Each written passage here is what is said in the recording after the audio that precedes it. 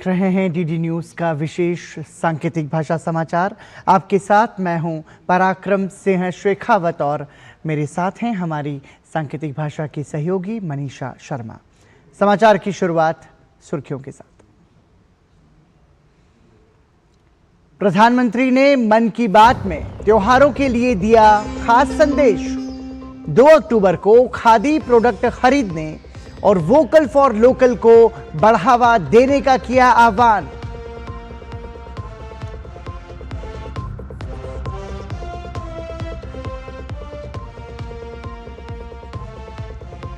मन की बात कार्यक्रम में प्रधानमंत्री मोदी ने संघ की शताब्दी यात्रा को सराहा। छठ महापर्व को बताया ग्लोबल फेस्टिवल। कहा यूनेस्को की सांस्कृतिक धरोहर की सूची में शामिल कराने का किया जा रहा प्रयास। नक्सल मुक्त भारत अभियान में सुरक्षा बलों को फिर मिली सफलता। छत्तीसगढ़ के कांकेर में महिला समेत 3 नक्सली ढेर। मारे गए नक्सलियों पर था 14 लाख रुपए का इनाम।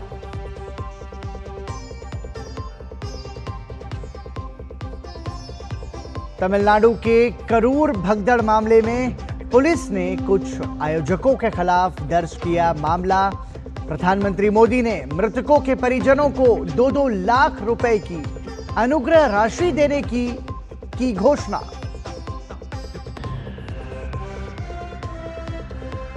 और बीसीसीआई को मिला नया बॉस। जम्मू क्रिकेट संघ से जुड़े पूर्व क्रिकेटर मिथुन मनहास बने बीसीसीआई के अध्यक्ष। राजीव शुक्ला उपाध्यक्ष के पद पर बरकरार।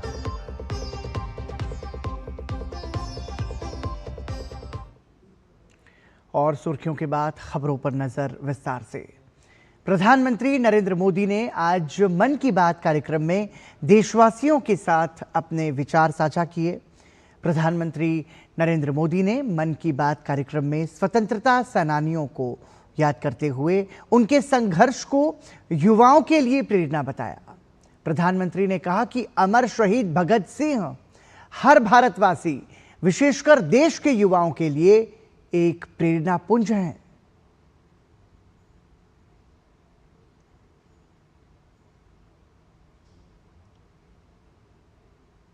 भारत के महान क्रांतिकारी और स्वतंत्रता सेनानी शहीद भगत सिंह 23 साल की छोटी सी उम्र में फांसी के फंदे पर झूल गए।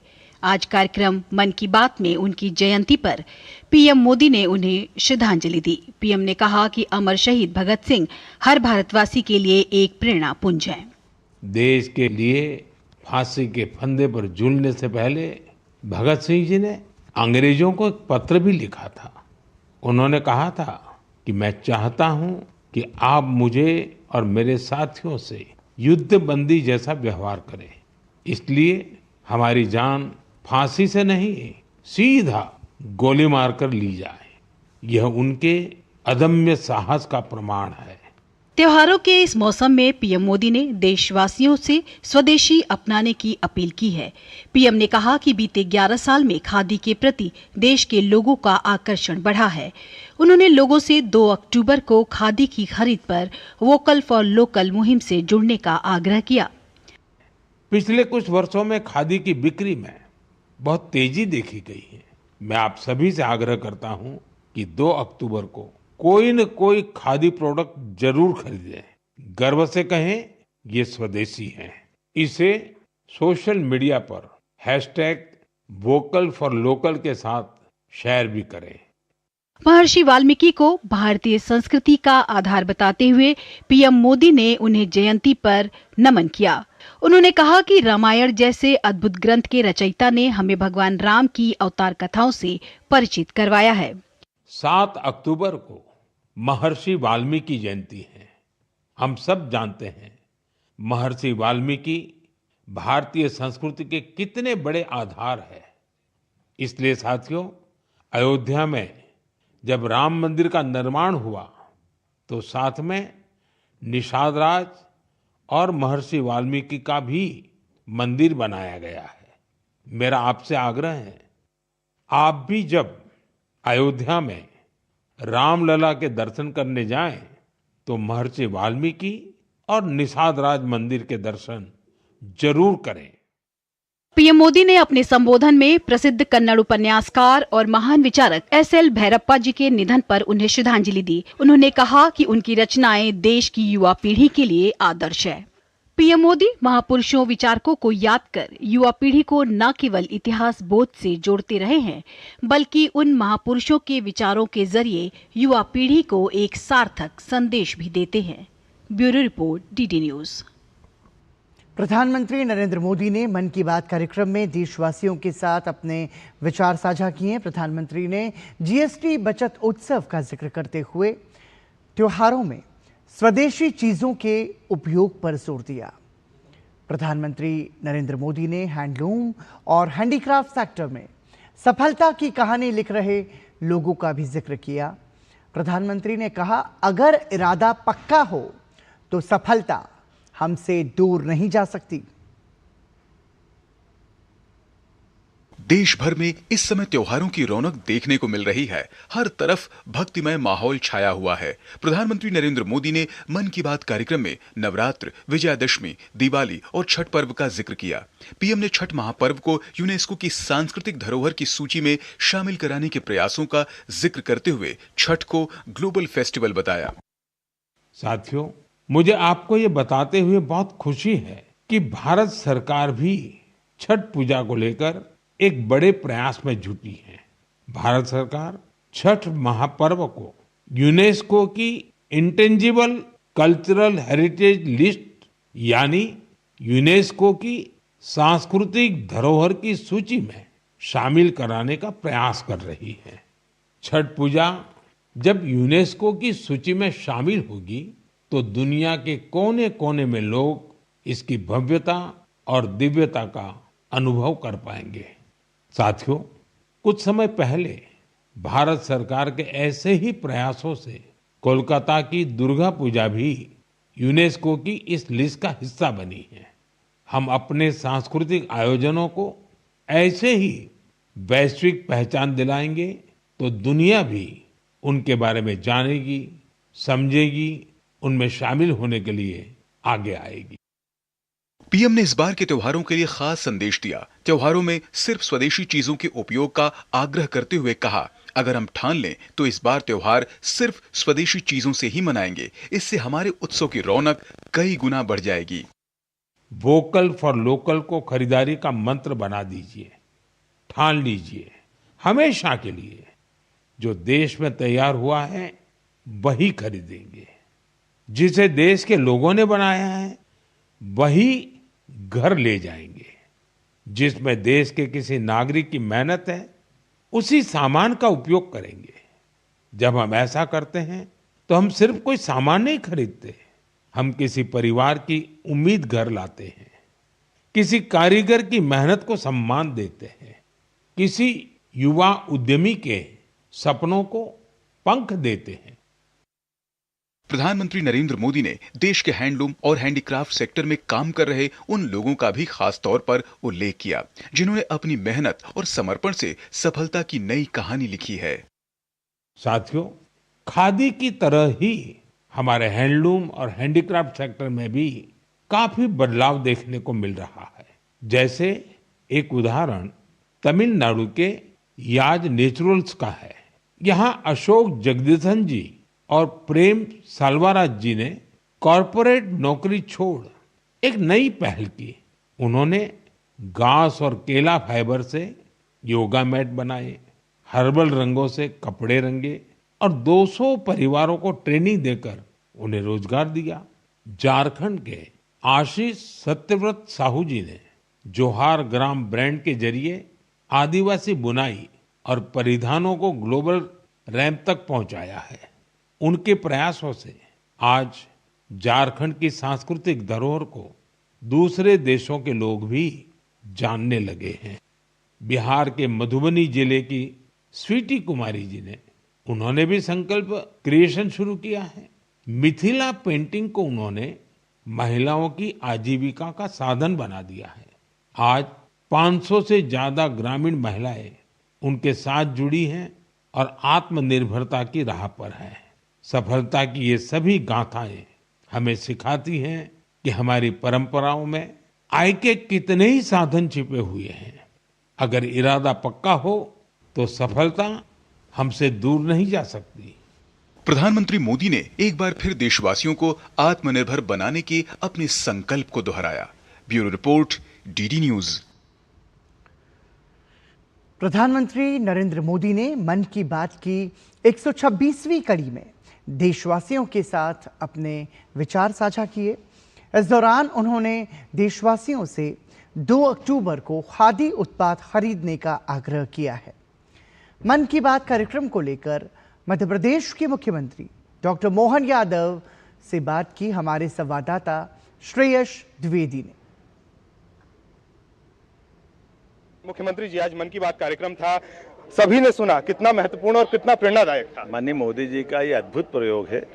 इतना बड़ा देश, इतनी विविधता वाली संस्कृति और इतनी बड़ी आबादी में हर एक राज्य की विशेषताओं को जोड़ करके हर महीने माननीय मोदी जी ने देश की एकाग्रता को बनाए रखने के लिए ये मन की बात के जो कार्यक्रम चलाए हैं वाकई सराहनीय।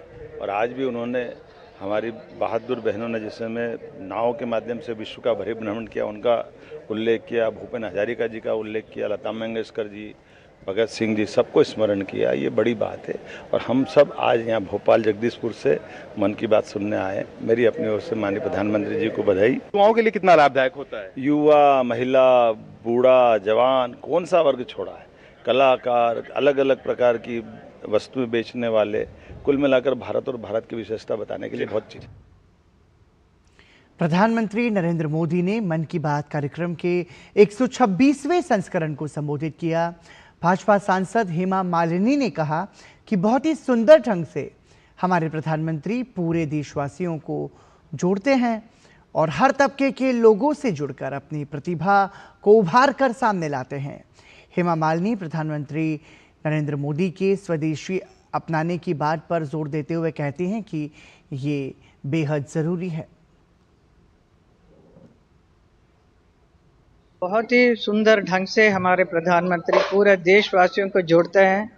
कितने या तो गरीब हो या बहुत ही उच्च श्रेणी के रहने वाले हैं, हर किस्म के लोगों से जुड़कर उनका जो टैलेंट है उसको उभर कर निकाल कर लेकर आते हैं और उनका प्रोत्साहित करते हैं। स्वदेशी अपनाने की बात की है, वो बहुत ही ज़रूरी है and we are very proud to be an Indian. And then हमारे देश में आजकल इतने अच्छे अच्छे प्रोडक्ट्स बनाते हैं, हमें बहुत ही गर्व होता है। और बुलेटिन में फिलहाल रुक रहे हैं एक छोटे से ब्रेक के लिए, बने रहिए हमारे साथ। जब धरती चीर कर निकलता है लोहे का पत्थर और मिलता है मोंगिया के जोश से, फिर तपता है, पिघलता है और बनता है फौलाद। अब होता है सरिया सारी खूबियों के साथ। मोंगिया स्टील, मजबूत देश का मजबूत सरिया। बिहार विधानसभा चुनाव 2025 के मद्देनजर भारतीय जनता पार्टी ने अपनी चुनाव अभियान समिति का गठन कर दिया है। पार्टी ने इस समिति में कुल 45 सदस्यों को शामिल किया है। समिति में वरिष्ठ नेताओं के साथ साथ युवाओं को भी प्रतिनिधित्व दिया गया है। इसमें बिहार भाजपा प्रदेश अध्यक्ष डॉक्टर दिलीप कुमार जायसवाल, सम्राट चौधरी, विजय कुमार सिन्हा, केंद्रीय मंत्री गिरिराज सिंह, केंद्रीय गृह राज्य मंत्री नित्यानंद राय और पूर्व केंद्रीय मंत्री और सांसद राधा मोहन सिंह जैसे दिग्गज नेताओं को जगह मिली है। निर्वाचन आयोग ने आगामी बिहार विधानसभा चुनाव और विभिन्न राज्यों में होने वाले उपचुनावों के लिए कुल 470 केंद्रीय प्रेक्षकों की नियुक्ति की है। इनमें 320 आईएएस, 60 आईपीएस और 90 अन्य प्रशासनिक अधिकारी शामिल हैं। ये प्रेक्षक चुनाव प्रक्रिया की निष्पक्षता, पारदर्शिता और चुनाव खर्च की निगरानी करेंगे। आयोग ने बताया कि बिहार के अलावा जम्मू, कश्मीर, राजस्थान, झारखंड, तेलंगाना, पंजाब, मिजोरम और ओडिशा में होने वाले उपचुनावों में भी प्रेक्षकों की तैनाती की जाएगी ताकि मतदान प्रक्रिया सुचारू और पारदर्शी ढंग से संपन्न कराई जा सके।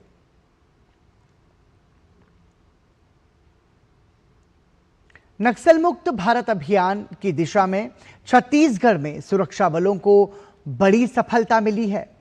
छत्तीसगढ़ के कांकेर जिले में धमतरी और ओडिशा की सीमा पर सुरक्षा बलों और नक्सलियों के बीच हुई मुठभेड़ में 3 नक्सली मारे गए।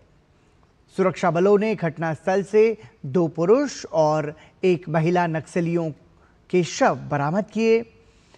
तलाशी अभियान के दौरान मौके से SLR 303 राइफल और 12 बोर बंदूक भी मिली है।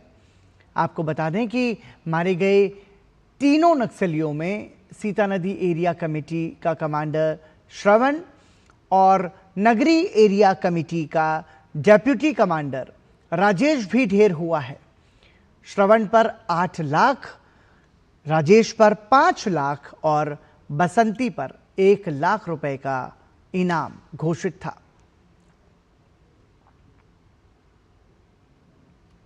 तमिलनाडु के करूर में राजनीतिक रैली में हुई भगदड़ में मरने वालों की संख्या बढ़कर 39 हो गई है। मरने वालों में 9 बच्चे, 17 महिलाएं और 13 पुरुष शामिल हैं। 51 से अधिक लोग राज्य के विभिन्न अस्पतालों में इलाज करा रहे हैं। इस बीच तमिलनाडु के मुख्यमंत्री M.K. स्टालिन कल रात घटनास्थल पर पहुंचे और वहां के मंत्रियों और वरिष्ठ अधिकारियों के साथ स्थिति की समीक्षा की। उन्होंने पीड़ित परिवारों को सांत्वना दी। मुख्यमंत्री ने कहा कि राज्य सरकार ने घटना की जांच के लिए पूर्व न्यायमूर्ति अरुणा जदीसन के नेतृत्व में 1 सदस्यीय आयोग का गठन किया है। इस बीच केंद्र ने राज्य सरकार से इस घटना की रिपोर्ट मांगी है। वहीं पुलिस ने राजनीतिक रैली के कुछ आयोजकों के खिलाफ मामला दर्ज कर लिया है। वहीं तमिलगा वेत्री कजगम पार्टी के नेता और एक्टर विजय ने इस घटना में मारे गए लोगों के प्रति अपनी संवेदना व्यक्त की और घायलों के शीघ्र स्वस्थ होने की प्रार्थना की है। गौर करने वाली बात यह है कि करूर में हुए भीषण भगदड़ हादसे के बाद राजनीतिक हलचल तेज हो गई है। मुख्यमंत्री M.K. स्टालिन और विपक्ष के नेता ई पलानीस्वामी ने घटनास्थल का दौरा किया। उनके साथ लगभग आधा दर्जन DMK मंत्रियों और कई वरिष्ठ AIADMK नेताओं की मौजूदगी रही। हालांकि घटनास्थल पर TVK के वरिष्ठ नेताओं की अनुपस्थिति ने कई सवाल भी खड़े कर दिए हैं। रिपोर्ट्स के मुताबिक पार्टी प्रमुख विजय को तत्काल मौके पर न जाने की सलाह दी गई थी, लेकिन इसके बावजूद अन्य शीर्ष नेताओं की गैर हाजिरी को लेकर चर्चाएं तेज हैं। BCCI को नया बॉस मिल गया है। BCCI मुख्यालय में आयोजित हुई वार्षिक आम बैठक में जम्मू क्रिकेट संघ से जुड़े पूर्व क्रिकेटर मिथुन मनहास को BCCI का नया अध्यक्ष चुन लिया गया है। मिथुन रोजर बिन्नी की जगह लेंगे।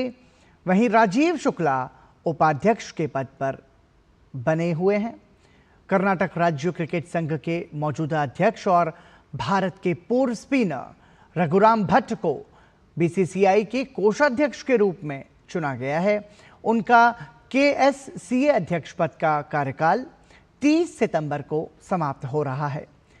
देवजीत सैकिया सचिव पद पर बने हुए हैं, जबकि प्रभतेज भाटिया को संयुक्त सचिव बनाया गया है।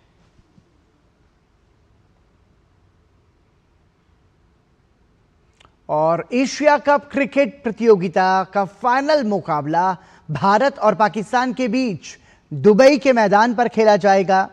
भारतीय टीम इस पूरे टूर्नामेंट में अब तक अजेय रही है।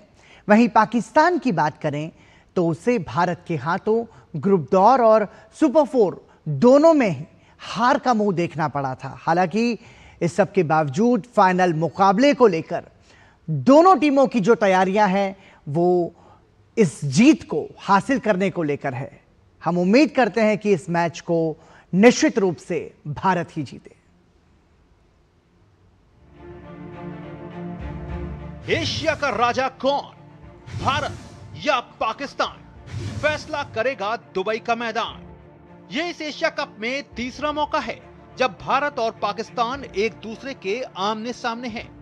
हालांकि इस बार तस्वीर पहले दो मुकाबलों की तुलना में काफी बदली हुई दिख सकती है। खासकर अगर टीम इंडिया की बात करें तो भारतीय टीम को कुछ खास मोर्चों पर ज्यादा ध्यान देने की जरूरत रहेगी। फील्डिंग पर मेहनत, भारतीय टीम को अपनी फील्डिंग में जबरदस्त सुधार करना होगा। टीम ने इस टूर्नामेंट में अब तक कुल 12 कैच छोड़े हैं, जबकि श्रीलंका के खिलाफ खराब फील्डिंग ने भी टीम की चिंता को बढ़ा दिया है।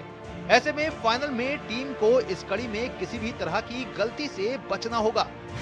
गिल और सूर्यकुमार का फॉर्म, भारतीय टीम के लिए दूसरा चिंता का विषय शुभमन गिल और सूर्यकुमार यादव का फॉर्म है। ये दोनों बल्लेबाज अब तक अपने नाम के हिसाब से बल्लेबाजी कर पाने में कामयाब नहीं हो पाए हैं। टॉप ऑर्डर में अगर जल्दी झटका लगा तो सूर्यकुमार को पारी संभालनी होगी। इस सब के अलावा गेंदबाजी में नजर जसप्रीत बुमराह, कुलदीप और वरुण पर रहेगी। बुमराह एक मैच के आराम के बाद वापसी करेंगे, जो उनकी ऊर्जा को और बढ़ा सकता है। वहीं पाकिस्तान की बात करें तो टीम का भारत के खिलाफ किसी भी टूर्नामेंट में फाइनल का रिकॉर्ड बेहद दमदार है। भारत और पाकिस्तान के बीच अब तक किसी भी टूर्नामेंट में 12 फाइनल मुकाबले हुए हैं, जिसमें पाकिस्तान ने 8 जबकि भारत ने 4 मैच जीते हैं। वैसे इस टूर्नामेंट में पाकिस्तान की कमजोरी पावर प्ले में दिखी है और टीम भारत के खिलाफ तेजी से रन नहीं बना पाई है। कुल मिलाकर पाकिस्तान एक बार फिर से कहीं न कहीं अपनी गेंदबाजी पर ज्यादा निर्भर होता दिखाई देगा। मुकेश शुक्ला की रिपोर्ट, डीडी न्यूज, दुबई। और अब बात बजट उत्सव की।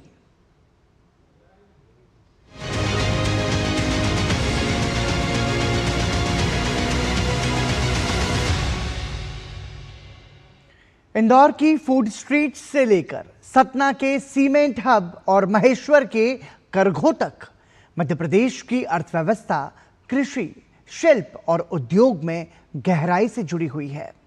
जीएसटी में अगली पीढ़ी के सुधार से जीआई टैग वाले स्नैक्स और साड़ियों से लेकर आदिवासी शिल्प, पत्थर के काम और सीमेंट तक अपनी समृद्ध विविधता के लिए प्रसिद्ध मध्य प्रदेश को अब विभिन्न प्रकार की वस्तुओं पर कम दरों का लाभ मिलेगा। Indore save, long save, mixture और चिवड़ा जैसे नमकीन व्यंजनों का जीआई टैग केंद्र है। यह क्षेत्र लगभग 1 लाख प्रत्यक्ष और 2.5 लाख अप्रत्यक्ष रोजगार प्रदान करता है और इसका निर्यात मध्य पूर्व, ब्रिटेन और अमेरिका तक पहुंचता है। नमकीन पर जीएसटी 5% करने से उत्पादों के लगभग 6 से 7% सस्ते होने की उम्मीद है। इससे घरेलू बिक्री बढ़ेगी और निर्यात की प्रतिस्पर्धात्मकता भी बढ़ेगी। भारत का दूसरा सबसे बड़ा सोयाबीन उत्पादक मध्य प्रदेश कृषि मशीनीकरण का भी एक महत्वपूर्ण केंद्र है। इंदौर, भोपाल, देवास, ग्वालियर, उज्जैन और विदिशा के क्लस्टर बड़े पैमाने पर एमएसएमई द्वारा संचालित हैं, जो मध्य प्रदेश, छत्तीसगढ़ और उत्तर प्रदेश के किसानों के लिए महत्वपूर्ण भी है। और इसी के साथ डीडी न्यूज़ के विशेष सांकेतिक भाषा समाचार में अभी के लिए इतना ही। मुझे और हमारी सांकेतिक भाषा की सहयोगी मनीषा को दीजिए अनुमति। नमस्कार।